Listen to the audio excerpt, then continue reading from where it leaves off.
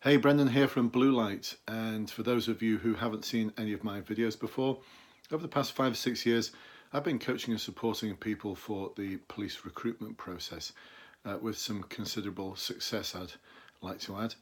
My conservative estimate is a good 2,500 police officers are now in the job because of the support I've provided them with. So it's something I'm very proud of, that I've been able to enable and support so many people.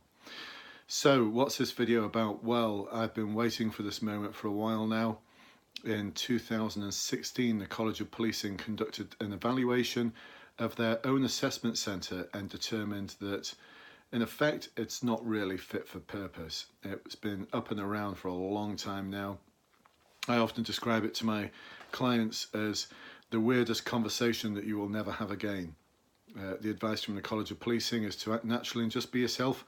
Actually, the absolute worst thing you could possibly do if you're going to attend the assessment centre, it's just a game, and you need to know how to play that game, because those who are involved in it, and this ties in with the College of Policing's own evaluation, don't act as real people act. It's the most unnatural thing you'll ever go to. As I said, the weirdest conversation you'll never have again.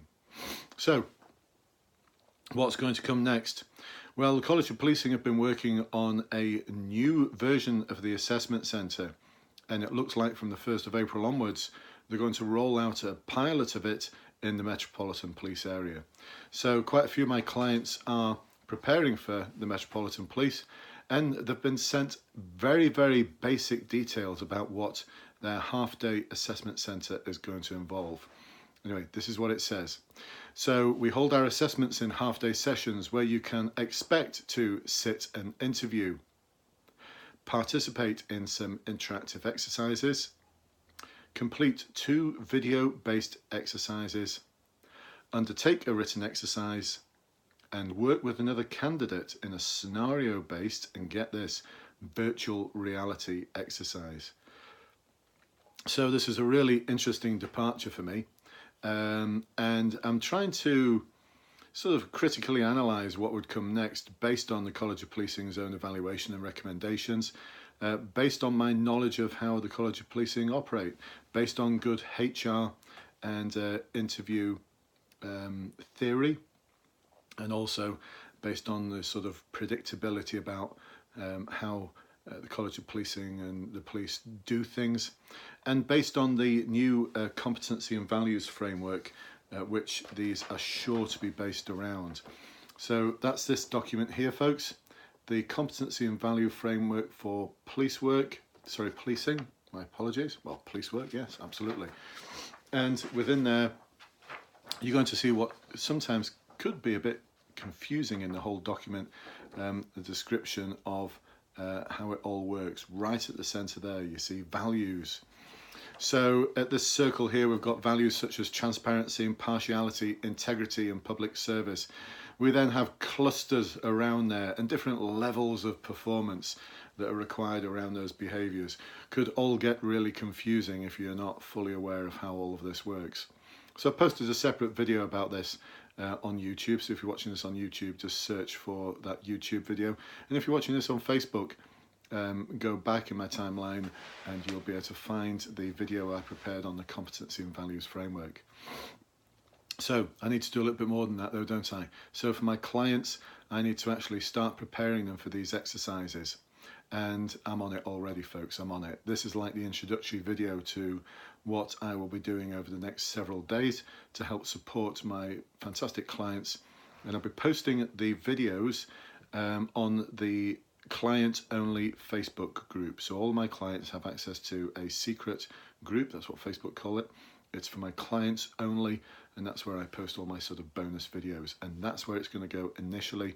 Once we know a little bit more about the assessment centre, I'll probably redo those videos and post them on my online course.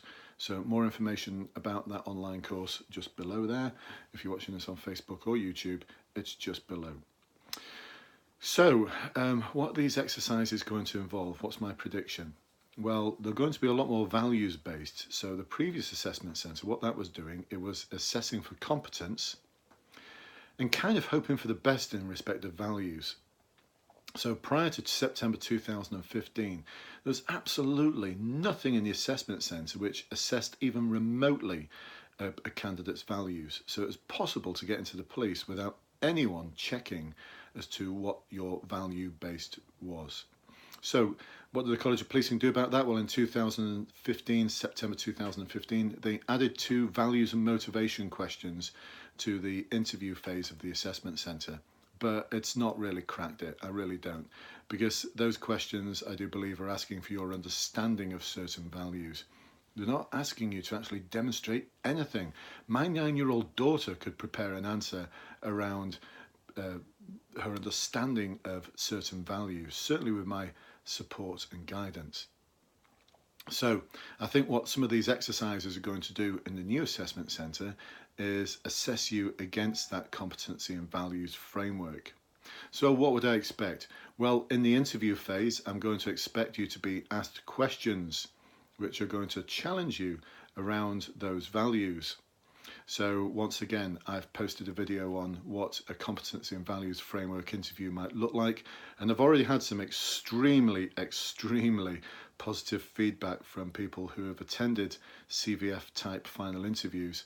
The feedback almost being that my prediction as to what the questions are going to be has come true.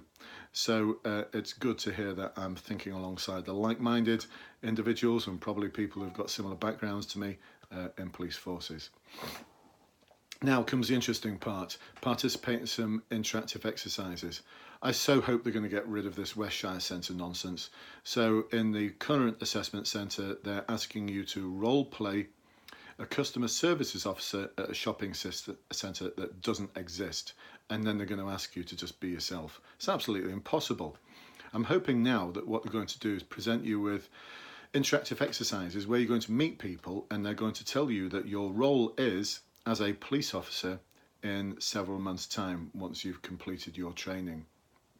And they're going to present you with a variety of different conundrums that are going to test your values, but where you don't need to have any prior knowledge of policing in terms of policies or powers. So this is about looking at you as an individual to ascertain whether you've got the right sort of values that the police service can build upon. So I'm going to guess that the role players are going to give you some challenging conundrums to deal with, where you're going to have to make some difficult decisions, where you're going to be demonstrating your integrity. But those decisions will have to be based on your ability to collect really good information from the role player. So questioning skills are still going to be really important. But at the same time, my guess is that you're going to have to demonstrate some emotional awareness in how you deal with the role player. So gone will be the very clinical approach that I espouse for the current assessment centre, and be bringing in a far more emotionally aware individual who's capable of asking really good cathartic questions before leading on to the more catalytic questions. So cathartic questions, take a look at my video on John Heron's 6th category of intervention analysis on YouTube. But cathartic questions are those that are going to elicit feelings from someone. Only once you've got rid of those feelings will you be capable of actually asking really good catalytic questions. Catalytic questions, those sort of questions that are going to gather information from people.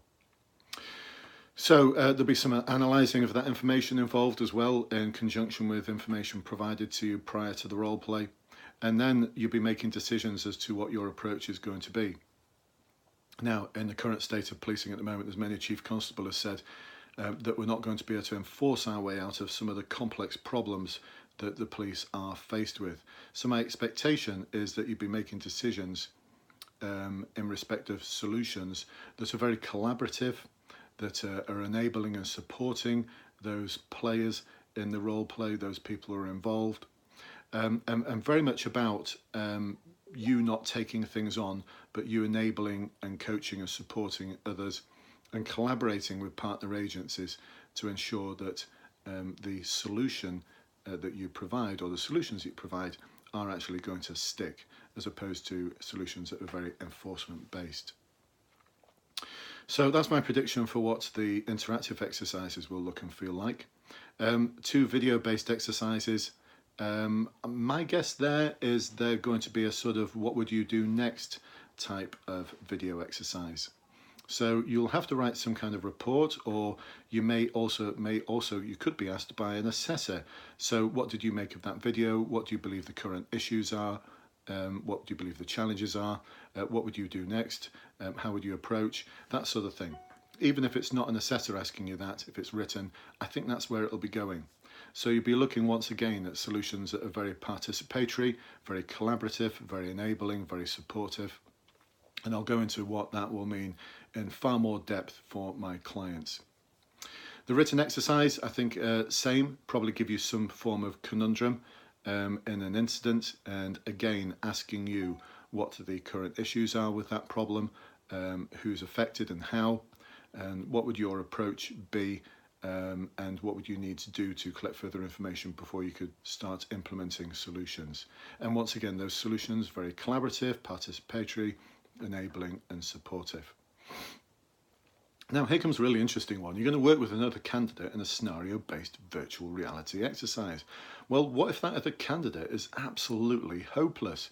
One would hope they're not, but they could be. They could be an absolute train wreck. They could be suffering from such poor nerves that they can't do anything. And could they hold you back? Well, I'm not sure how interactive this will be, because you've got serious grounds for appeal there if the other candidate is so hopeless that they pull you down. So think of this like a situational judgment test, except that you're doing it with someone else. So my guess is, I hope the College of Policing have thought this out well, but my prediction would be that you'd have to make some decisions at some point in respect of solutions to whatever the problem is that they're going to be presented with.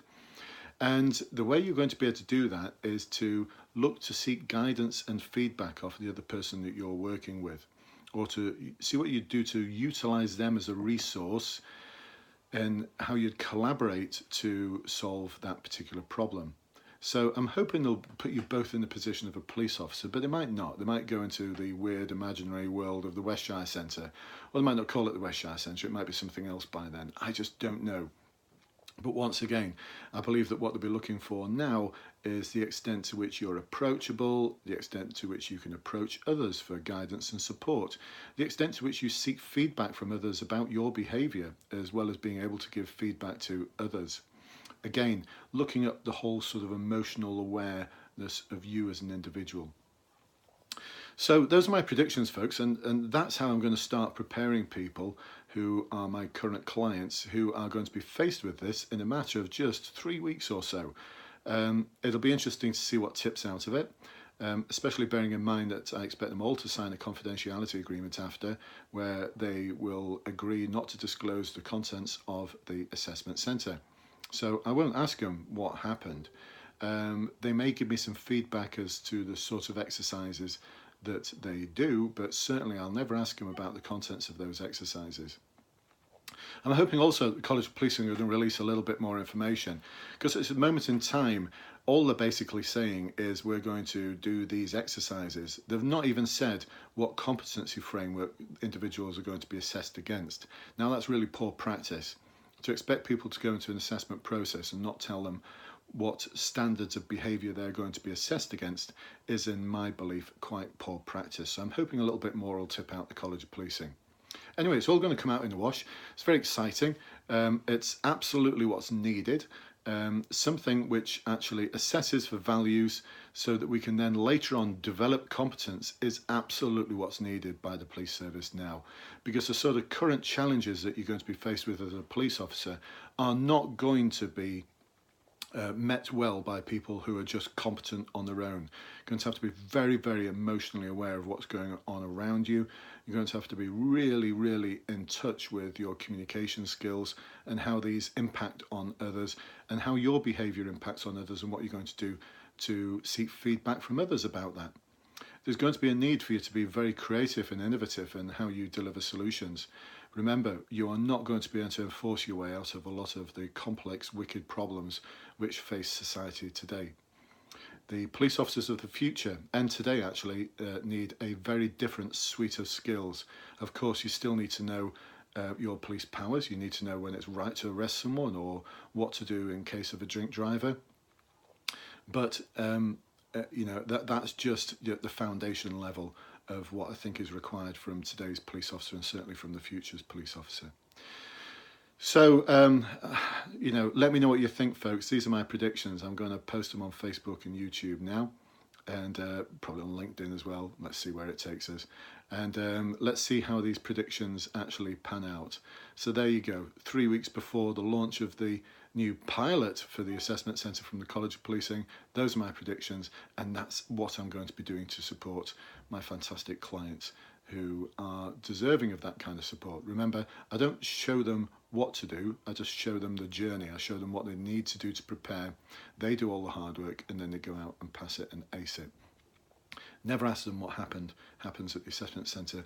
That would be unethical. All I do is provide them with the skills, the models and tools to be able to approach each one of the exercises and to absolutely nail them. So my success rate at the moment is around 98%. My challenge now is to keep that going. And the challenge for the College of Policing and police forces, quite frankly, is to make the assessment process harder. Because at the moment, I just don't think it's hard enough. It really isn't. It's not challenging enough. It's not finding out what your true values are. So there's a challenge, College of Policing and police forces. You need to make the assessment process for one of the most honourable roles in society far harder. Because at the moment, there's many a force is accepting people and they haven't got a clue what those individuals' values are. And I think that's going to come back and bite them at some point. Right, if you've got any other comments or suggestions, please do let me know. And if you're watching this on Facebook and you've got this far, fantastic, thank you. Please do like this video. And if you're watching this on YouTube, press that subscribe button. And as soon as I release further videos, they will appear in your email queue as if by some kind of YouTube magic. Okay, until next time, I'll see you then. Bye-bye now.